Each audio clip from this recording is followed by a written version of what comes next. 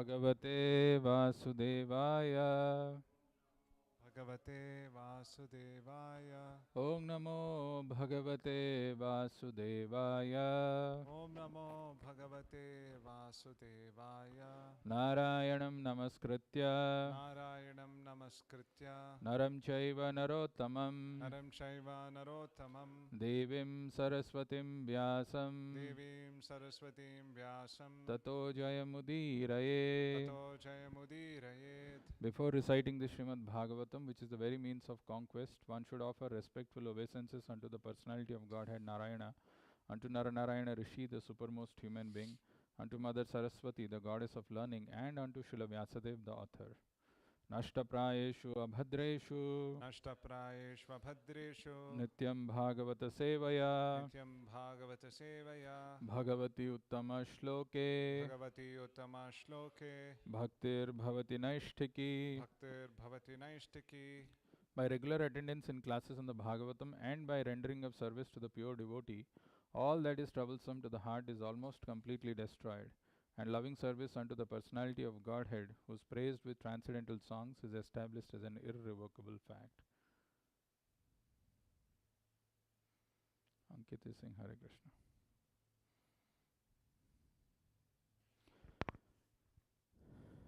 Reading from Srimad Bhagavatam, Canto 1, entitled Creation, Chapter 7, Son of Drona Punished, text number 9.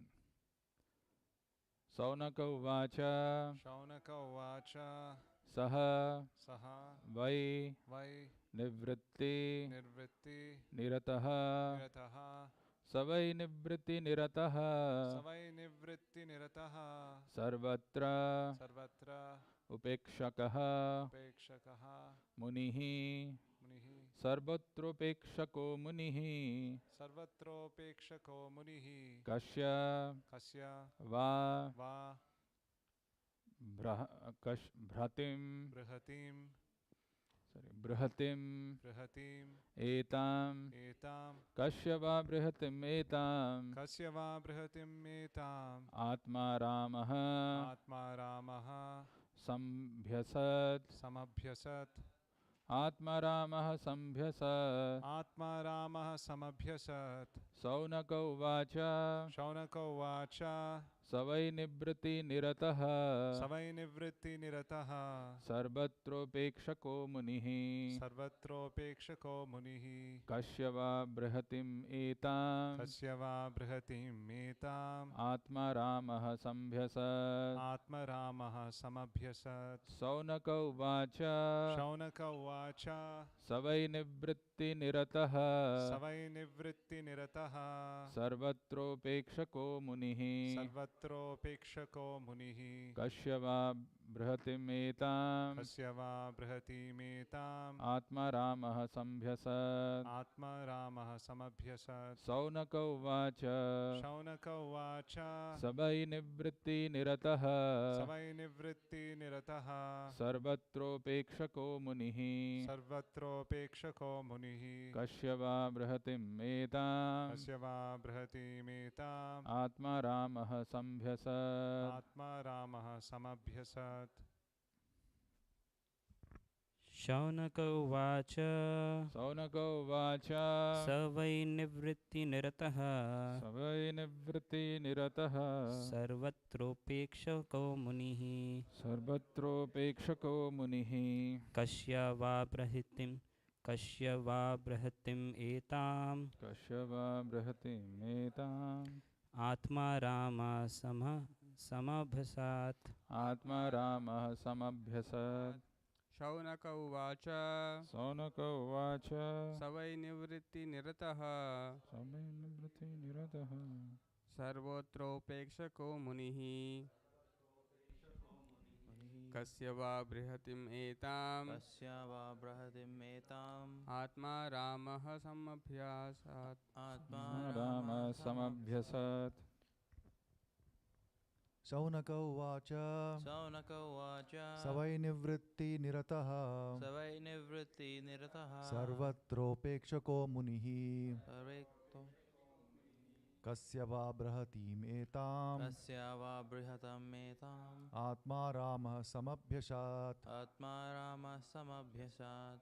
Shaunaka uvacha Saunaka Saunaka uvacha uvacha Savai nivritti nirataha Savai nivriti nirataha Sarvatropekshako munihi Sarvatropekshako munihi Kasyava brihatim etam Kashyava brihatim etam Atma Ramaha samabhyasat Atma Rama samabhyasat. Shaunaka uvacha Saunaka uvacha Savai nivriti nirataha Savai nivriti nirataha Sarvatropekshako munihi Sarvatropekshako munihi Kasya va brihatam etam Kashyava brihatim etam Atma Rama samudhyasat.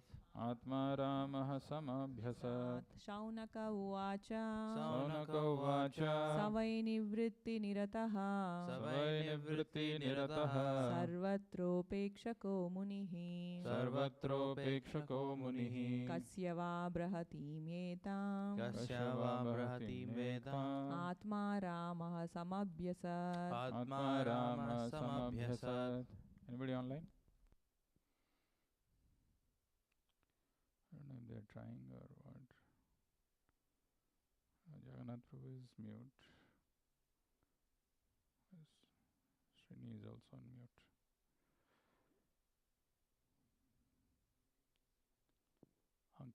Ankit, you want to chant Hare Krishna? Oh, there is no voice?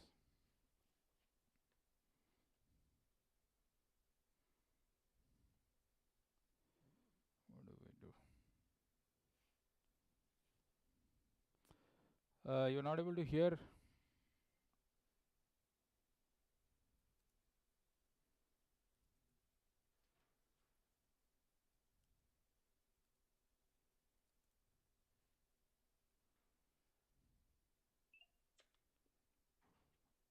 I can.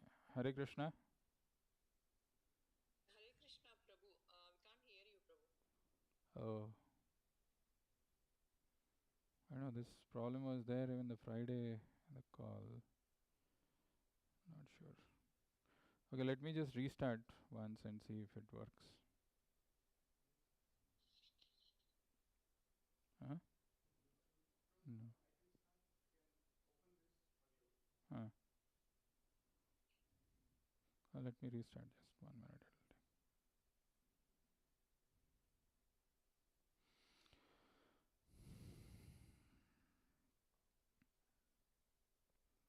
Hare Krishna, Hare Krishna, Krishna Krishna, Hare Hare, Hare Ram, Hare Ram, Hare Krishna, Krishna Krishna, Hare Krishna, Hare Krishna.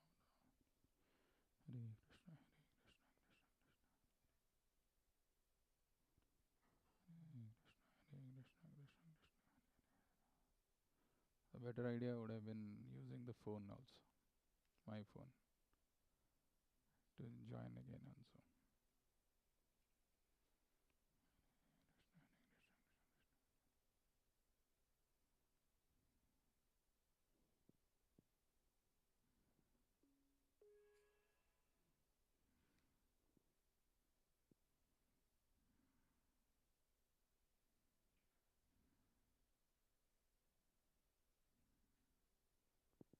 Phone.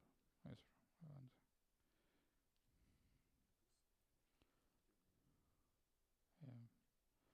I'm just doing again. Let's see.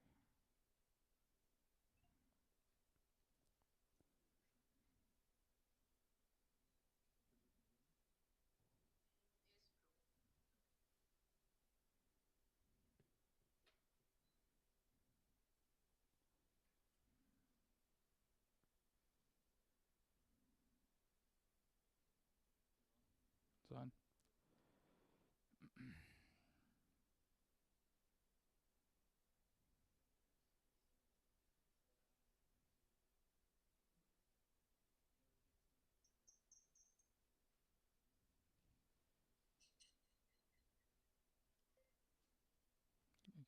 You can come out of that.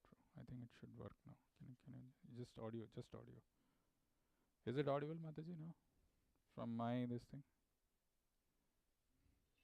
No Prabhu. Okay, so we'll use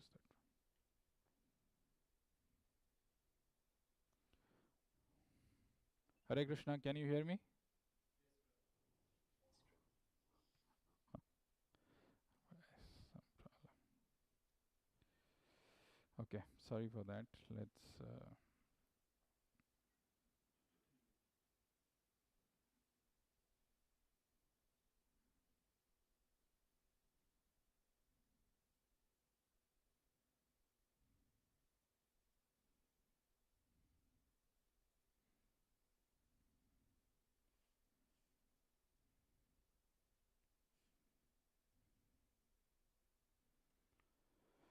Synonym Saunaka Uvacha.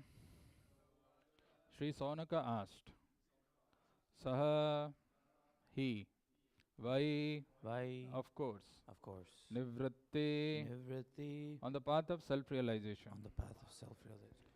Nirataha, always engaged. Always engaged. Sarvatra, Sarvatra, in every respect. in every respect. Upekshakaha, Upekshakaha, indifferent. indifferent. Munihi, Munihi, sage. sage. Kasya, Dasya, for what reason? for what reason? Va, Va, or or Brahatim, Brahatim, vast. vast. Etam, Etam, this. this. Atma Aramaha, Atma Aramaha, one who is pleased in himself. one who is pleased in himself. Samabhyasad, Samabhyasat, undergo the studies. undergo the studies. Translation and purport by His Divine Grace A.C. Bhaktivedanta Swami Srila Prabhupada. Sri Saunaka asked Sutta Goswami, Sri Sukadev Goswami was already on the path of self-realization, and thus he was pleased with his own self. So why did he take the trouble to undergo the study of Satyavast literature? I don't know why that's not appearing there. Translation with repetition. Sri Saunaka asked Sutta Goswami, Sri Saunaka asked Sutta Goswami. Sri Sukadev Goswami was already on the path of self-realization, Sri Sukadeva Goswami was already on the path of self-realization, and thus he was pleased with his own self. and thus he was pleased with his own self. So why did he take the trouble to undergo So why did he take the trouble to undergo the study of such a vast literature? the study of such a vast literature? Purport by Srila Prabhupada. Jai Srila Prabhupada. For the people in general, the highest perfection of life is to cease from material activities and be fixed on the path of self-realization. Those who take pleasure in sense enjoyment or those who are fixed in material bodily welfare work are called karmis. Out of thousands and millions of such karmis, one may become an Atmaram by self-realization. Atma means self and Arama means to take pleasure. Everyone is searching after the highest pleasure, but the standard of pleasure of one may be different from the standard of another. Therefore, the standard of pleasure enjoyed by the karmis is different from that of the Atmaramas. The Atmaramas are completely indifferent to material enjoyment in every respect. Srila Sukadev Goswami had already attained that stage, and still he was attracted to undergo the trouble of studying the great Bhagavatam literature. This means that Srimad Bhagavatam is a postgraduate study even for the Atmaramas, who have surpassed all studies of Vedic literature. Thus ends the wonderful transcendental Bhaktivedanta purport.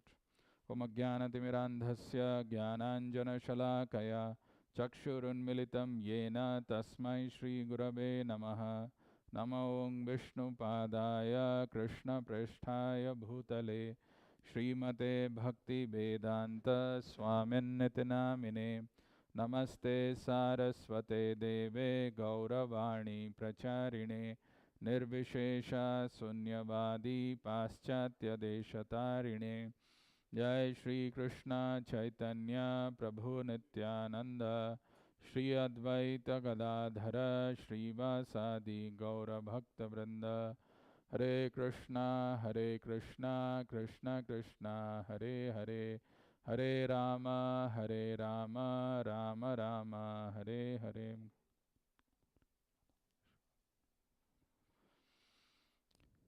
Hare Krishna.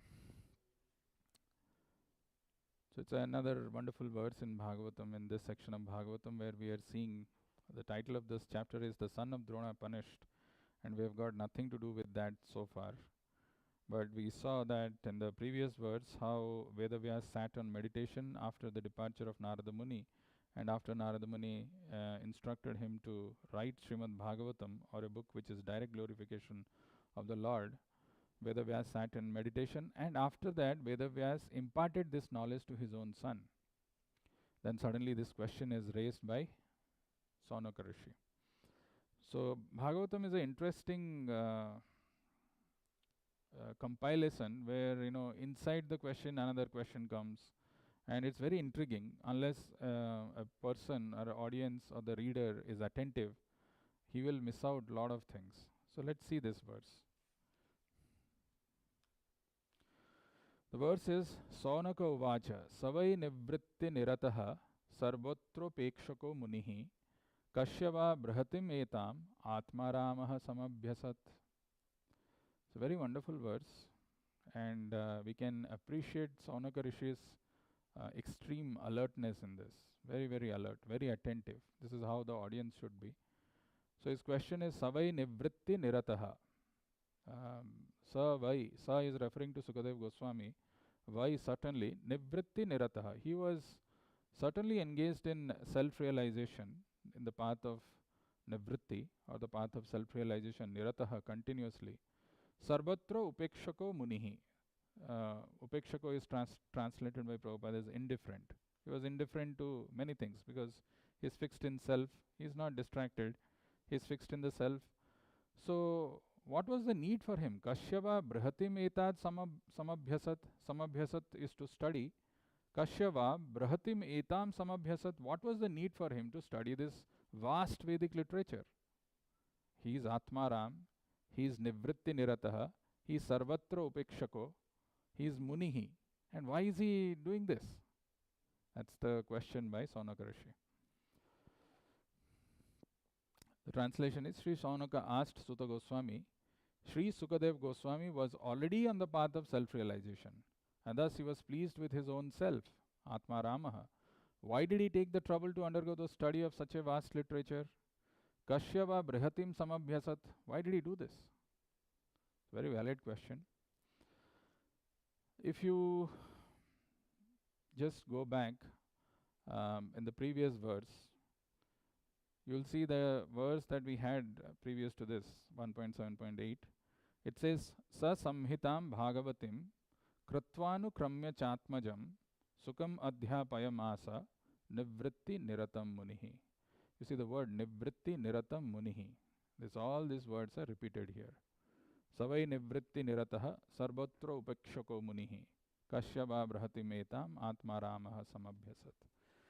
Since this verse was talking about Sukadev Goswami, who repeatedly corrected and edited and wrote this, and this Bhagavatam was spoken by Vedavyas to Atmajam, to his own son, Sukam Adhyapayam Asa. He taught this. Adhyapana is to read, Adhyapayam is to teach. Sukam Adhyapayam Asa. Even though Sukadev Goswami was Nivritti Niratam. So when so this conversation which is happening between Suta Goswami and all the sages of Naimisharanya, when Saunaka Rishi heard this, immediately this question came in his mind, that Sukadev Goswami was Nivritti Nirataha. He is fixed in self-realization. He was endeavoring for that. He was indifferent to the material world and the material activities. Kasyava Brihatim Etam. Why there was a need to read this vast literature? Atma Ramaha Samabhyasat. That question we can ask ourselves as well, that, why should we read this Bhagavatam, 12 cantos, 18,000 verses? We are better off. Anyway, our life is going on. But the answer is very nicely given actually in the purport. Wonderful purport, as always, by Prabhupada. Let's pay attention to the purport. There are many interesting verses, many interesting points which Prabhupada has brought. Let's pay attention. I just wanted to remind you that at the beginning of this first canto, 7th chapter, Saunaka Rishi had asked this question.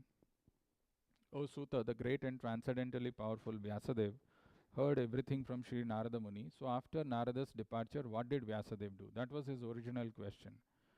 So, and in answer to that, Suta Goswami was explaining how Vedavyas sat in meditation, what he saw in his perfect vision, which was free from tinges of material contamination.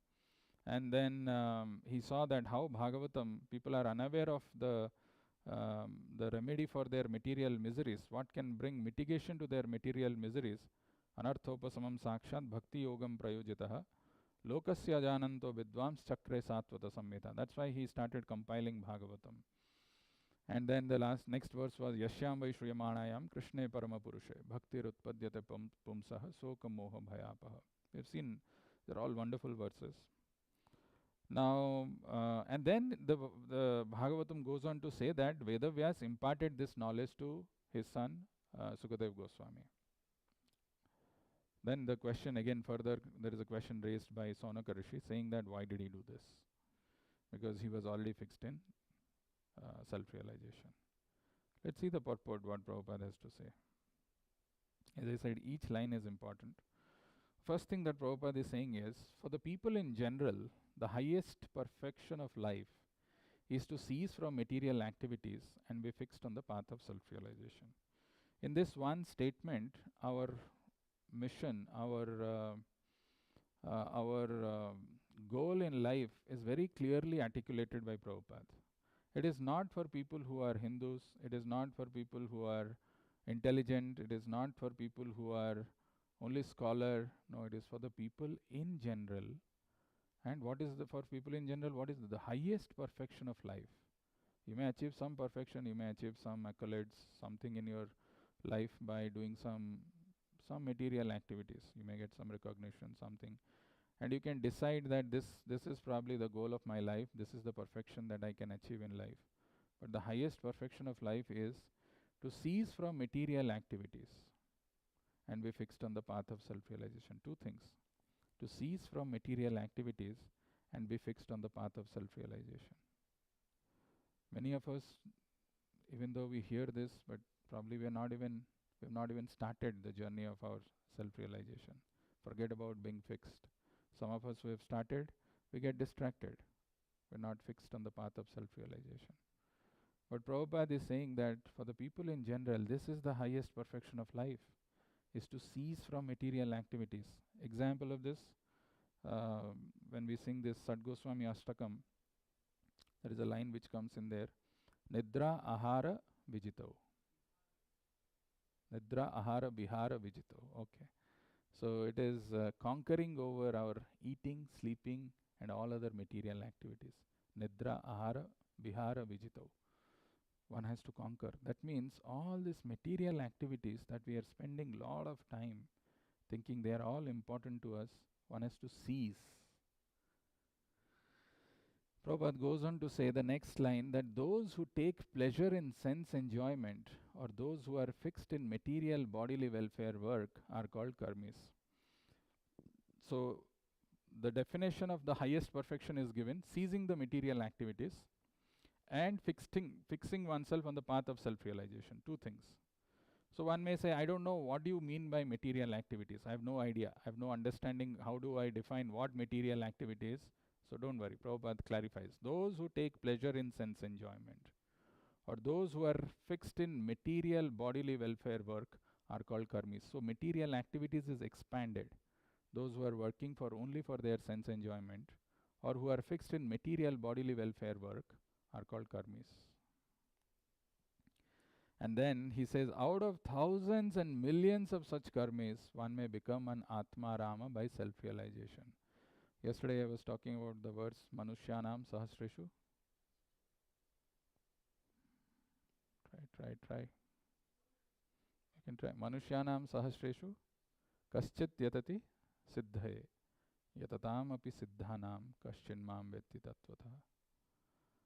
I was talking, right? People are falsely absorbed in a materialistic, comfortable life.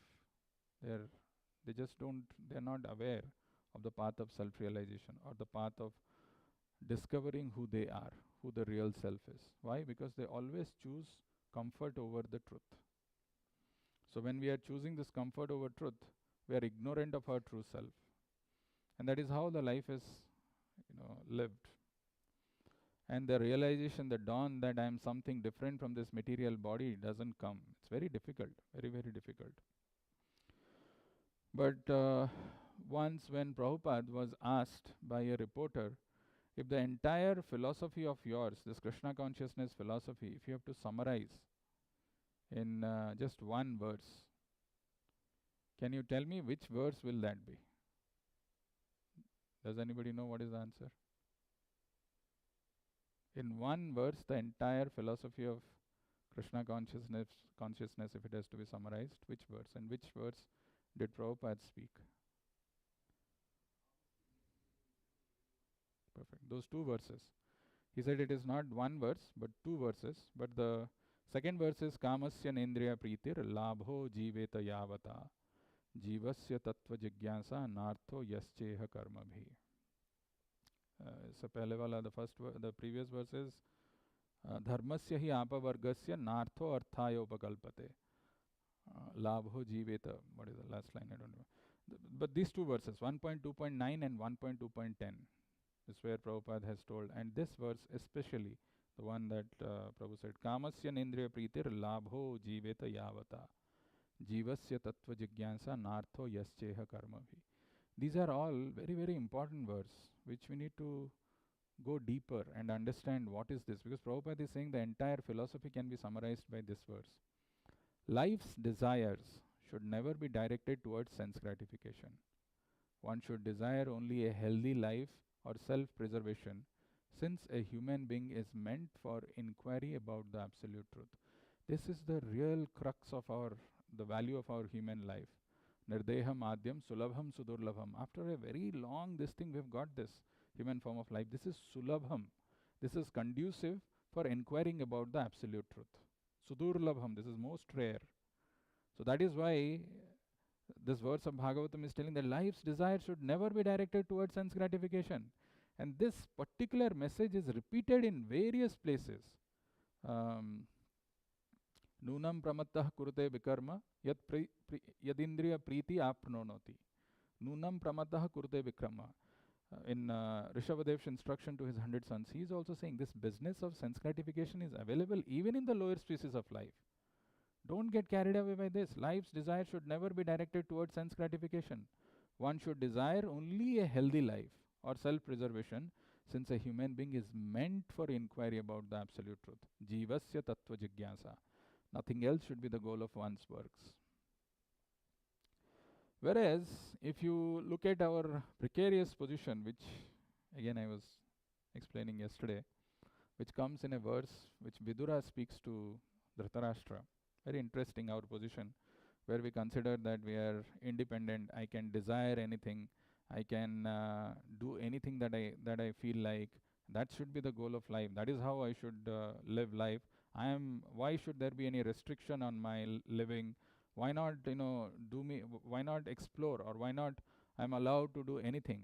Well, the problem with that is, as this verse says, as Vidura says, very powerful verse, Kala karma gunadhino deho ayam pancha bhautikaha katham manyamstu gopayet sarpagrasto yatha param. We think we are independent. There is a sense, there is a perception that I can do anything. Nobody is there I should not be restricted. There should not be any imposition. There should not be anybody like a Vedic literature telling me that I should do this way or that way. Let me figure out my way. But here it is here this verse, Vidura is telling how none of us are independent. There are three things which are acting on us, or we are subservient to them. Who are those three things? Kala, karma, guna, dhino. Kala, first is time. Whether we like it or not, we don't have any control over our body. It grows, it changes. Maybe I would like the body to remain at a particular time, but it is not possible. Whoever you may be, however wealthy, however influential, however powerful you are, under the influence of Kala, the body changes, deteriorates. So Kala, karma, guna, dhino. Do we have control over the reactions of the actions that we have done in our life? Karma? No. It can, the actions that we have done in the past, the result of that can come anytime, in any way. Who knows what is the account of sinful activities I have done in my past life? Yeah, Sat. I mean, the sneezing just says it's the truth. We don't know. And it manifests at different point in time, in different turns of our life, where we are proceeding with some other plan, something else comes. Kala, karma, guna. Guna is the three modes of material nature. You find some people are extremely dull, very lazy, no interest, no this thing for spiritual life, very active in material life, or extremely, lazy for even material activities, typically in the mode of ignorance, a mode of passion, just to prove something. They are helpless because they are under the control of this modes of material nature. They are acting like that. Kala, karma, gunadhino. And deho ayam panchabhotika. We take pride in our body, that I have got such a nice body. My body is beautiful. His body is not. I have got a fair complexion. He's a dark complexion boy. I'm an American. He's an African. Whatever this kind of differentiation we may have, but deep within, this body is made up of this five gross elements. Which are those five elements?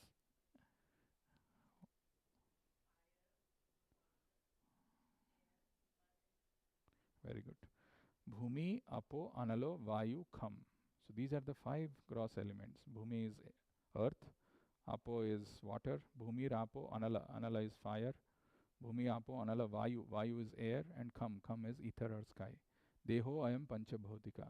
Doesn't matter what is the external texture, color, whatever the body may look like differently, man, woman, but it is all made up of panchabhotika. Katham manyams to gopayat. The word gopayat is a very important one, which Prabhupada mentions in the purport to this verse. The word Gopala, which is another name of the Lord, means who's taking care of, who's protecting the cows. It also comes in the verse of 6 principles of surrender. Goptrutve varanam tatha. The Lord is only our protector.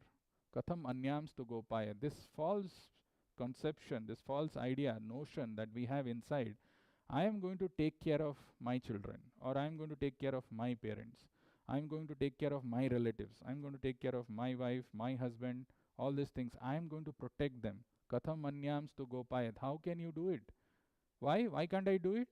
The next line he is telling, Sarpo grasto yatha param.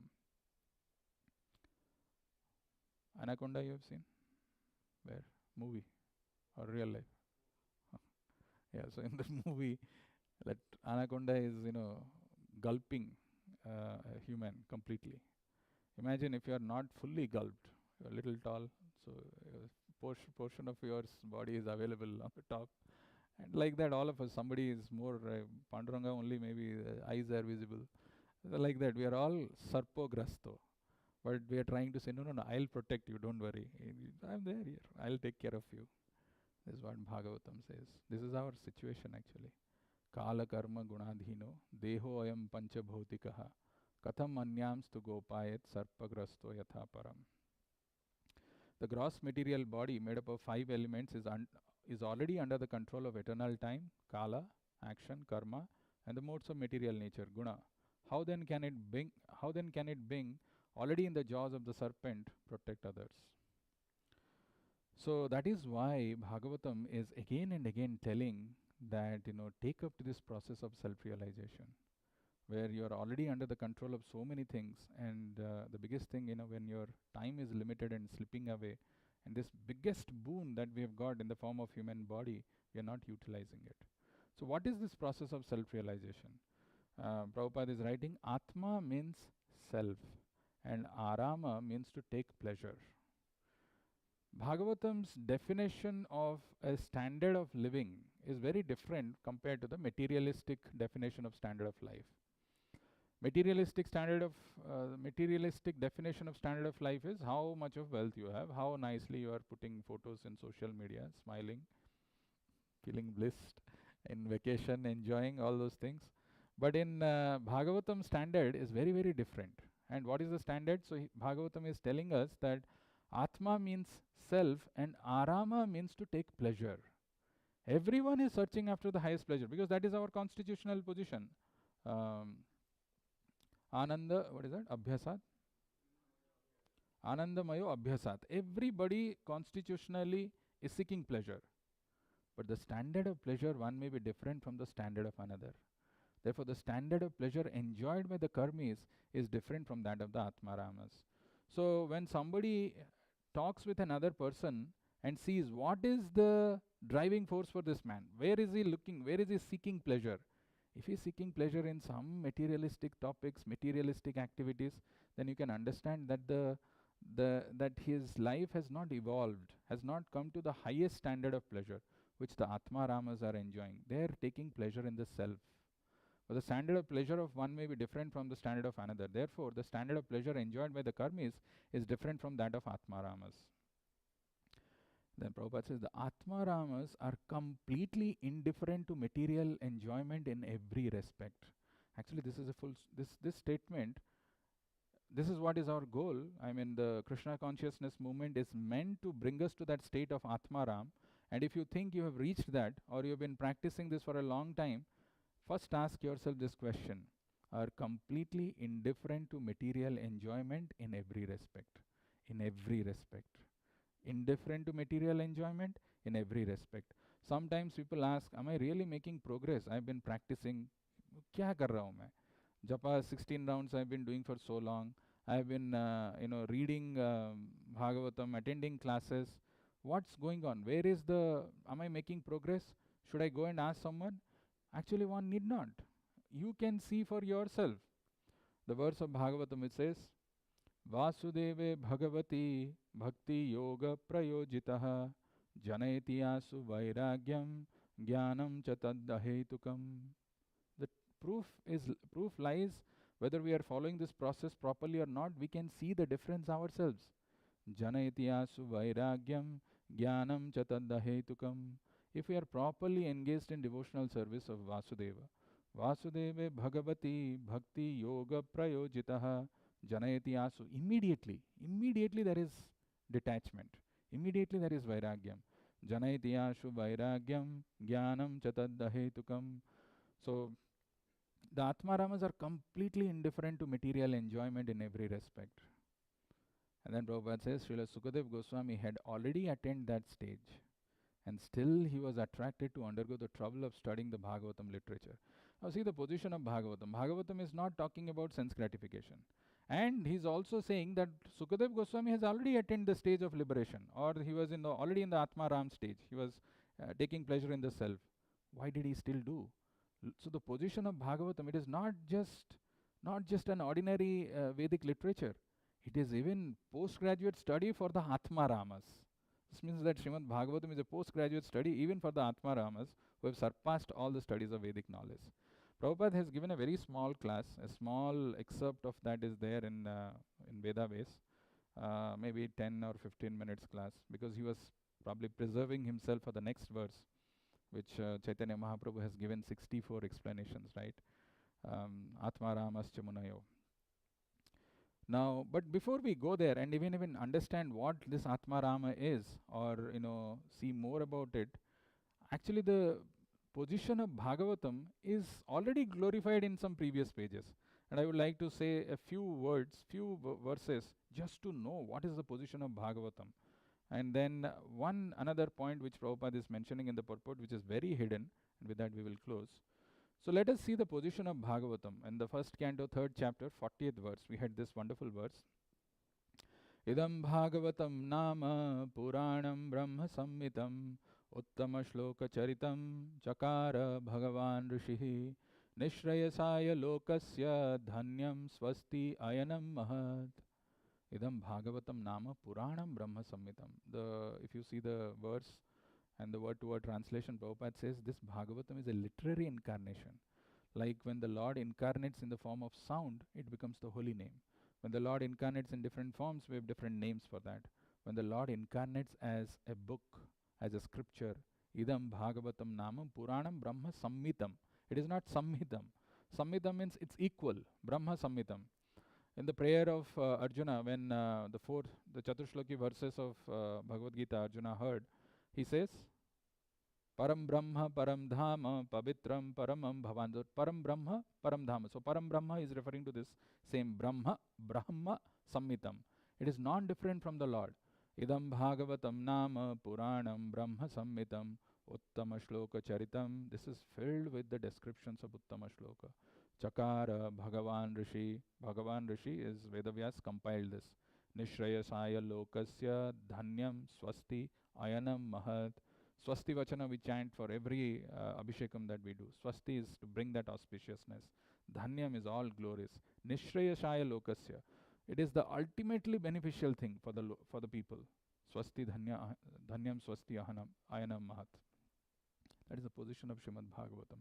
And how painstakingly, how much of difficulty, how much of struggle Prabhupada has undergone to give us this gift, wonderful gift of Srimad Bhagavatam. We all know that when Prabhupada came from India, even though it was a pathetic way of traveling from India to here, still he was carrying 200 volumes of Srimad Bhagavatam first canto.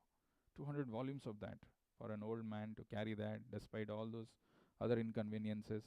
That shows the position of Srimad Bhagavatam.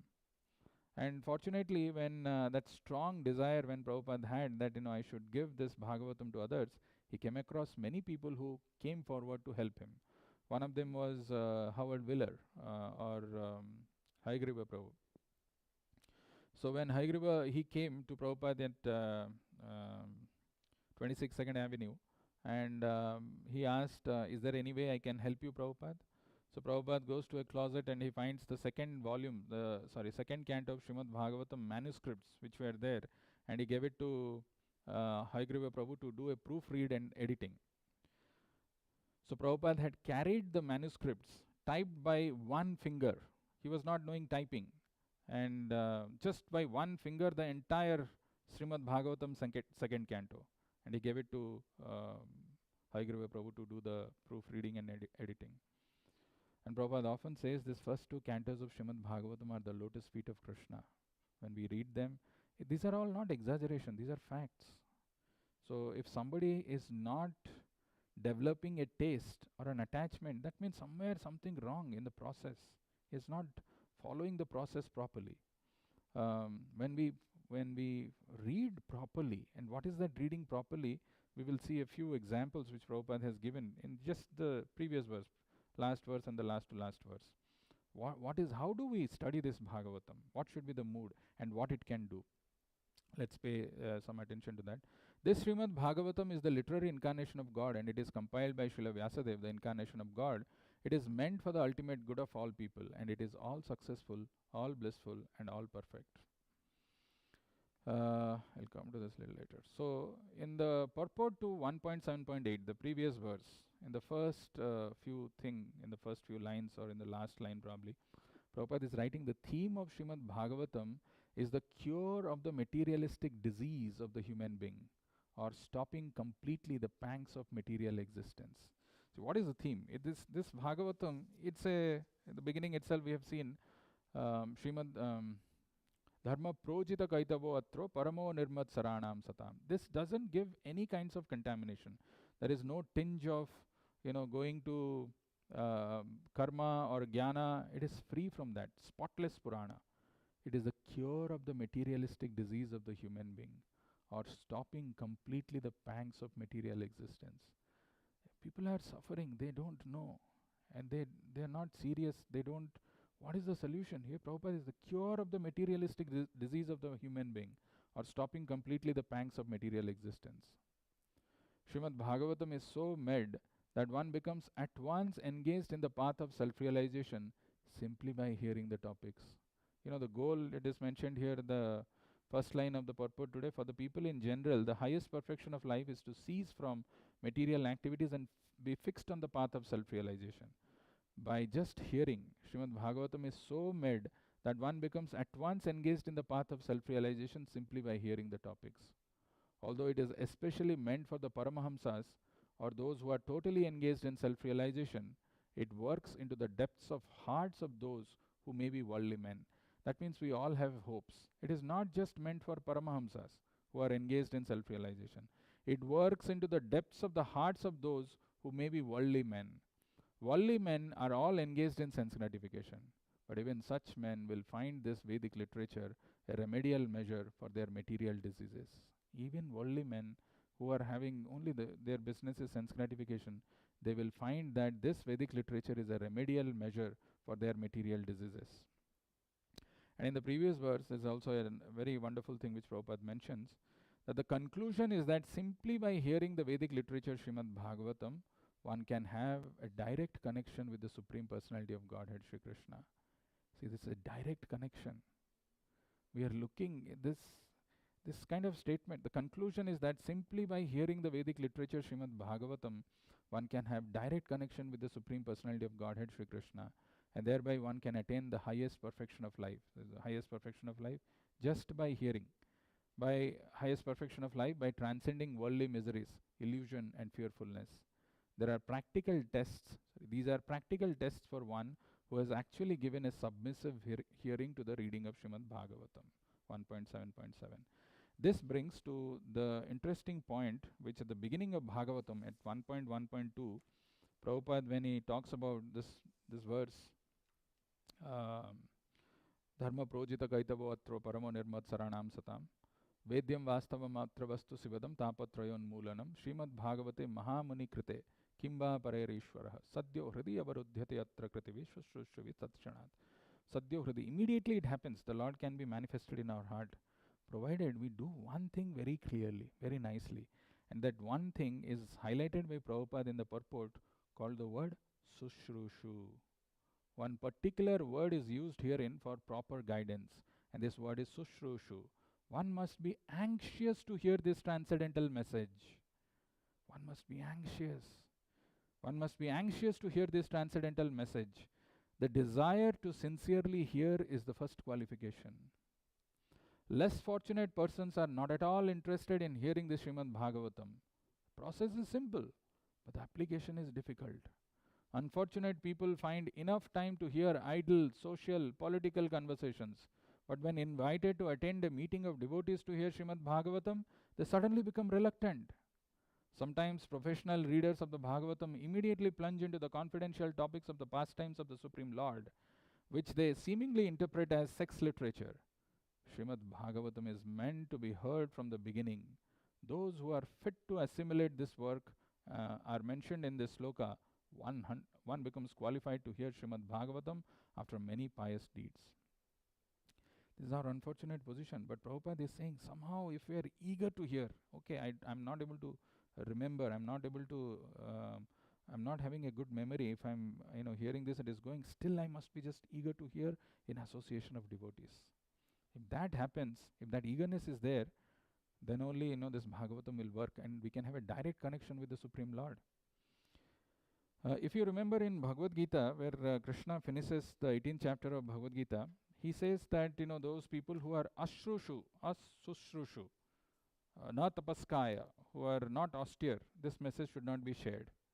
That verse is idam te na tapaskaya, na bhaktaya kadachana, na cha sushrushave vachyam, na cha mam yo abhyasuyati. The word sushrusha comes there. It is not like this word is first time used in Bhagavatam. The sushrusha, the word is there. So this confidential knowledge may not be explained to those who are not austere.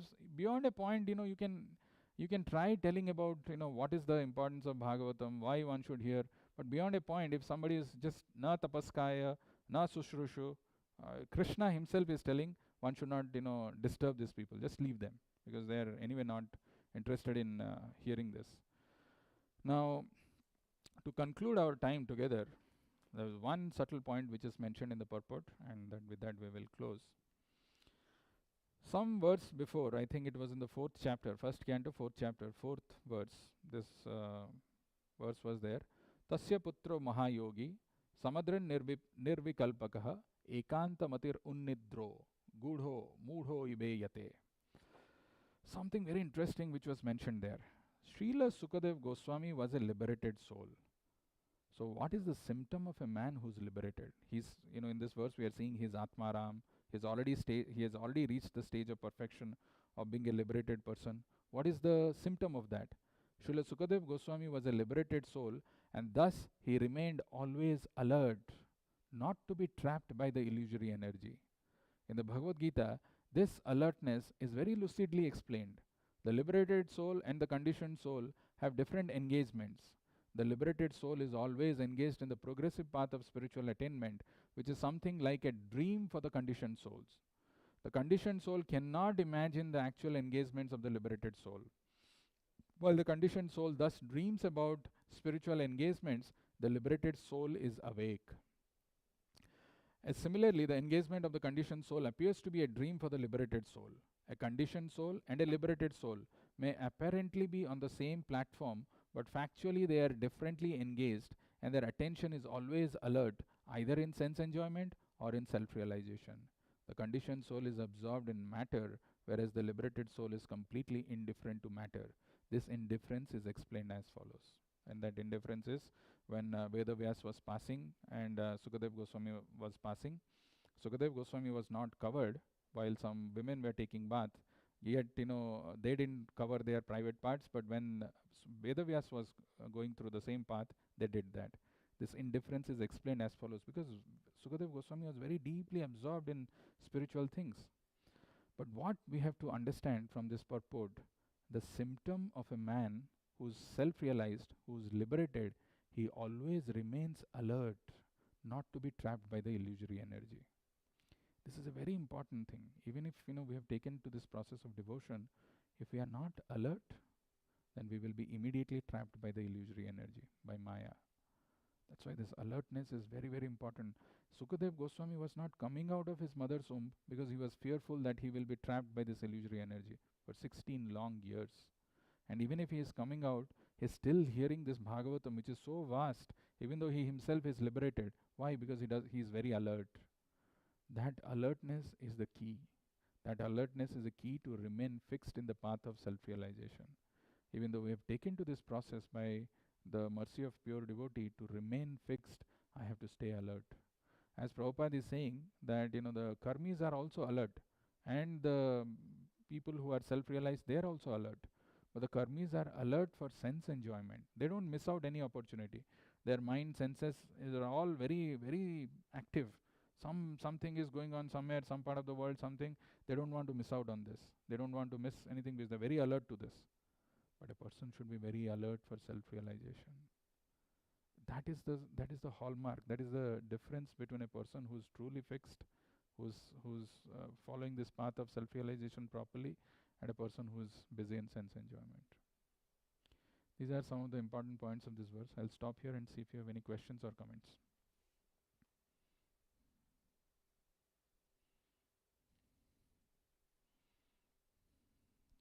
Hare Krishna, Prabhu. Yes, Prabhu. Prabhu, in that purport which you just read, there was one sentence that said, the conditioned soul dreams about spiritual engagements. I didn't quite understand that, Prabhu. Can you please explain? Actually, that is Yanisa Sarva Bhutanam. What is that verse? 2.66. There, it's actually hallucinations for the conditioned souls who are busy in their material activities, and they think that that is what is the highest goal. They dream of it. What is that verse? 2.69. Ya nisa sarva bhutanam tasyam jagrati samyami yasyam jagrati bhutani sa nisa pasyato munehe. What is the night for all beings is the time of awakening for the self-control, and the time of awakening for all beings is night for the introspective sage. In that purport, Prabhupada actually talks about it is not just figurative, night and day. It is a state of consciousness where somebody who has to be active, alert, awake, a person who is materially absorbed is asleep. But whereas a person who is spiritually awake, the reverse of that basically. I don't know if that helps. That part I understood a little bit. Okay. The dreaming part is what I didn't understand. So I can understand the fact that if a materialistic person is spiritually asleep, but materially awake. Correct. But in that state of spiritual sleeping, can he dream of self-realization? Dreaming about spiritual engagement. That is like a little bit. Let me read that. The conditioned soul cannot imagine the actual engagements of the liberated soul. While the conditioned soul thus dreams about spiritual engagements, the liberated soul is awake. Conditioned soul cannot imagine the actual engagements of the liberated soul. While the conditioned soul thus dreams about spiritual engagements, the liberated soul is awake. My understanding is, dreaming, sometimes we go and tell people that, take up to this process, whatever, this human life is so rare. People want to do it, but they are not able to do it. And in their dream, they are thinking, maybe I should do this. This is really a good path. I should take up to this process of devotion, or I should take up to this process of self-realization. But because of procrastination, lethargy, laziness, it's not happening in reality, but just in dream they are thinking of. That's my Thanks, Prabhu.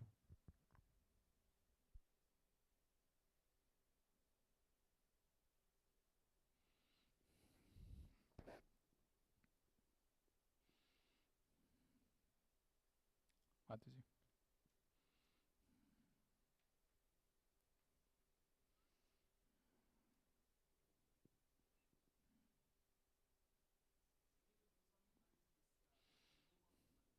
Yeah, that's how he came out. Otherwise, it was not coming out.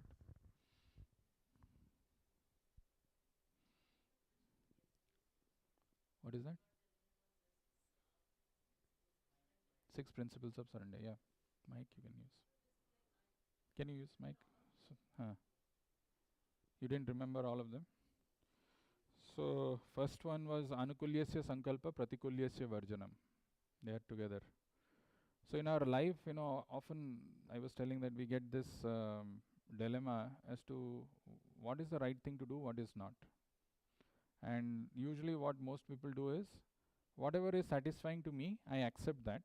When I am the center of activities, the self is the center of activities, I will accept or reject based on that. This is good for me, I'll accept. This is bad for me, I'll reject.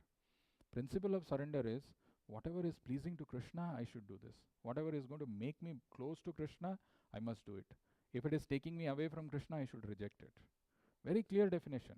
You should ask before doing, if there is any doubt in the mind, if this activity is going to help me advance in Krishna consciousness, let me do it. If not, then I should give it up. Anukulyasya sankalpa pratikulyasya varjanam rakshati iti vishwasa. I should have strong faith Krishna is going to protect. Not this doctors, medicines, family members, relatives, bank balance, insurance, none of them. Firm faith. Example was Draupadi, right? But so much of faith in her husbands, so much of faith on Bhismadev, and so much of faith on other people who were there, present there. But finally, nobody could come to her rescue. And she ultimately was trying to protect herself by putting that sari in her mouth. But that also in front of Dusasana's might, what is her strength? But when she called out Krishna, immediately Krishna came. Immediately running. So Rakshati iti Vishwas. Only Krishna can give us protection. Rakhe Krishna, Mare Krishna, Rakhe ke. If Krishna is going to protect, who can kill us? If Krishna is going to kill, who can protect us? Then the third, this is the third. The fourth one is Goptrutve Varanam Tatha. Krishna is our maintainer or guardian. That word Goptrutve. Goptrutve is to protect or maintainer. Krishna is our only maintainer and guardian, nobody else. And then Atma Nikshepa and Karpanya. Atma Nikshepa is whatever I have, whatever I call that this is mine, I should engage it in Krishna's service. Manasa Deha Geho Jo Kichumoro Arpilu Tuhapade Nanda Kishore. My mind, my body, my Geho, my house, whatever I have, everything I have dedicated to you. And Atma Nikshepa Karpanya. Karpanya is humility or aligning oneself with Krishna's plan. The problem lies in our life is when we don't align ourselves with Krishna's plan. We have our own plans, independent things. Krishna's plans are same as pure devotee's plan. Pure devotee has, he is embodied in this enshrinement of this organization. This organization is Prabhupada's mission. This organization should grow. People should get benefited by getting this message of Krishna. That is how he has established this. So whatever activities I'm supposed to do in my life, it should align with this pure devotee's mission. That is Atma Nikshepa Karpanya, Sadbidha Saranagati. These are the 6 principles of surrender. So that's a very important thing, because when Krishna is telling Sarvadharman Parityaja Mamekam Sharanam Braja, how do I understand what does this mean, Saranam? Chaitanya Mahaprabhu demonstrates this. These are the 6 principles of surrender.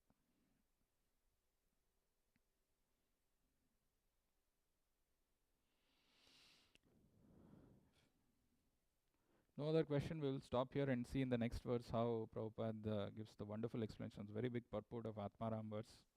It will come next class. Till then we will stop here. Granthra Srimad Bhagavatam ki, Jagadguru Srila Prabhupada ki.